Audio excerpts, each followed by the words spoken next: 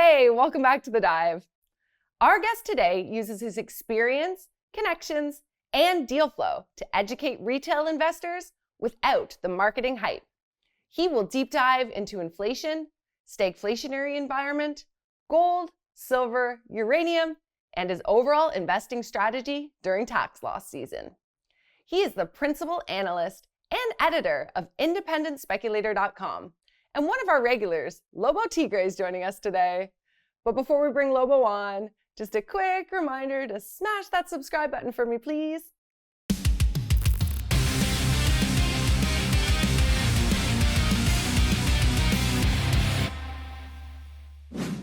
Hey Lobo, welcome back to The Dive.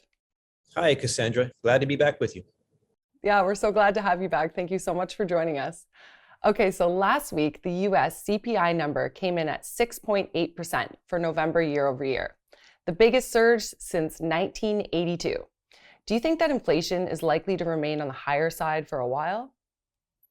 I absolutely do. I've been one of these people resisting the transitory story all along. I'm not one to dislocate my arm, patting myself on the back, but I have said it. It is on the record, not the only one. But I expect persistent high inflation. Just as you and I speak, it's Tuesday, and the PPI number came out at 9.6, almost 10%. Producer prices, those get passed through to customers. They tend to be sticky. I don't think this goes away anytime soon. Here's the key point, even if the increases slow down, that doesn't mean inflation's going down. It just means it's not increasing as fast. It remains high. So something to watch out for. Mm-hmm. The last time we spoke, you saw stagflation as the most likely outcome for the near term. What are the challenges for policymakers in a stagflationary environment? Well, they're enormous because their models don't even exist. They don't have the existence of stagflation in there. You have inflation as a sign of economic growth. That's why, these central bankers keep saying they want inflation because it's supposedly a sign of growth. But if you don't have growth and you have inflation, then your tool for fixing inflation hurts an economy that's already hurting. And that leaves you between the proverbial rock and the hard place. So it's pretty tough.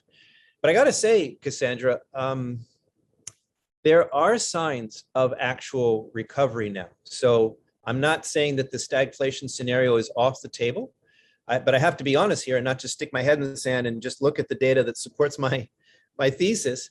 We have not just the employment numbers, but there's the trade balance reduction is actually quite significant because that's not hedonically adjusted or anything. That's just dollars. And that is a sign of recovery. And there's other things too. So I'm not saying that stagflation is done. I'm saying that, the odds of a reflationary boom instead of stagflation are higher. I'm not sure which one's highest right now, but we could see either. I don't see deflation. I just don't see that at all. But we might be headed for another reflationary boom rather than a stagflationary scenario, depending on how things play out. Now, the reason why I'm not just taking the stagflation off the table, though, is because we still have unknown long-term effects of all these government shutdowns from the COVID-19 situation. So we could see still, after maybe euphoria when COVID-19 is over, woohoo, yay, we could go out again. After that, we get to see what the long-term effects are. And I do think that that's probably leans towards stagflation. We are in uncharted waters. This has never happened before. We don't know what the consequences, the longer enduring consequences of shutting down the global economy are. My feeling is that will be stagflation, inflation plus that damage. But I could be wrong. We'll see. Yeah, I guess time will tell. All right, so let's move on and talk about gold here. Gold seems to be comfortable trading between 1760 and 1860. How do you think the metals are reacting given the macro backdrop? It's really quite interesting. People are pulling their hair out. Gold's gone nowhere. It's a terrible investment. But in first place, I don't see gold itself as an investment at all. It's savings. I save in bullion. My stacks are not because I think gold prices are going up. My stacks are in case I actually need physical value, a financial asset for which there is no short to my long. The stocks are different from the stacks. The stocks are where I put my money if I think prices are going up. So I understand the frustration, the disappointment, but the reality is that plus or minus 1800 is a fantastic price for the gold mining business itself. And silver bugs don't like to hear this, but you know what? Plus $20, $25 silver is actually a very good price for silver mines that were built in the 15 or lower price range. So markets are emotional, markets overshoot, plus or down. I do see the unreasonable bearishness in the gold and silver space, given what are historically elevated prices still, as a source of opportunity. Now, tying in the other things we've been saying, we have the problem of this crazy inversion in the marketplace of traders seeing high inflation as somehow bad for gold. Why? Why would an inflation hedge, suffer with high inflation? Well, because they think the Fed is going to tighten and they think higher rates are bad for gold. But even that's not true. Like, that might happen, but even if it does, if inflation is higher than the rate hikes, you have more negative real rates. So, and we've seen this before. It happened in the last big crash. It happened most visibly in the 2004, 2005 period, where the Fed was raising rates, but inflation was rising faster and gold rose in that environment. So it's just simply not true to say that, oh, the Fed raising rates has to be bad for gold. But that mistake is persisting until those people stop making that mistake, or until we stop quoting gold contract futures prices as the price of gold. We're going to have this phenomenon. So I see headwinds near term. I see, as we speak, the Fed is meeting tomorrow. If this goes live, we will have word from the Fed. But here's a big takeaway. Here's the single most important thing I can tell you right now, Cassandra, is the markets have been so unanimous in their conclusion that the Fed has made this new pivot. The new Powell pivot is like the super hawkish Fed. And then they're going to not just continue tapering, they're going to accelerate the tapering, and that's going to bring on rate hikes sooner. They're calling for some more rate hikes in 2022. The Fed hasn't actually said any of that. They haven't said that they're going to accelerate the taper. They haven't said they're going to bring forward rate hikes. We'll see what the new dot plot has to tell us soon. But here's the thing.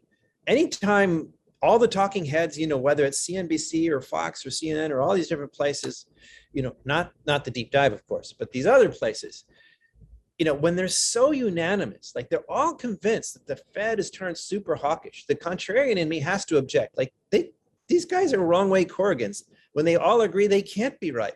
So I'm actually thinking, we'll see what happens. As we go live with this, we'll probably hear from the Fed. We'll find out if I'm wrong or not.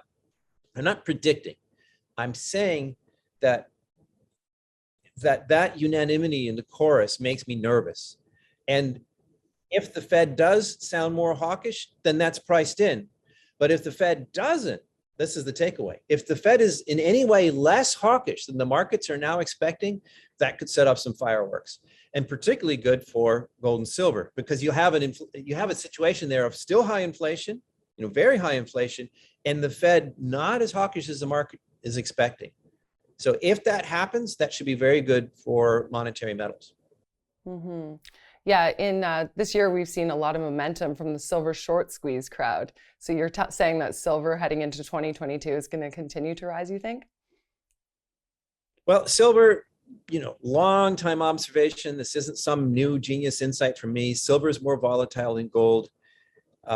If the monetary metals break out, and I still do qualify, despite my Darth Silver mantle, I do still see silver as a monetary metal. I do think it will follow gold. It's more volatile. So if we have a breakout in the monetary metals, silver should outperform gold. And in fact, my priorities this year have been adding silver and uranium stocks to my portfolio. And I was happy that in this recent volatility, I put my money where my keyboard is on this. One of my most recent purchases was a high-grade silver story that had gotten away from me before. And thanks to this, I think, unreasonable bearishness, came back to my price range, and I was able to take an initial stake in the play. Mm-hmm. Uranium has surged this year, making it one of the hottest commodities in 2021. So we have to ask, where do you see uranium as we head into 2022? Yeah, there's a lot of noise about this because actually, as you and I speak, it just dropped down again into the low 40s, and it has a lot of people pulling their hair out. But you know what? Low 40s is a great price when you were looking at $18 not too long ago. So what I see happening is A lot of people got all excited about Sprott hoovering up all the cheap pounds out there. And now the Kazakhstan doing a similar thing. There more and more miners themselves and funds have been mopping up the cheap uranium on the spot market. I think that's actually a good thing.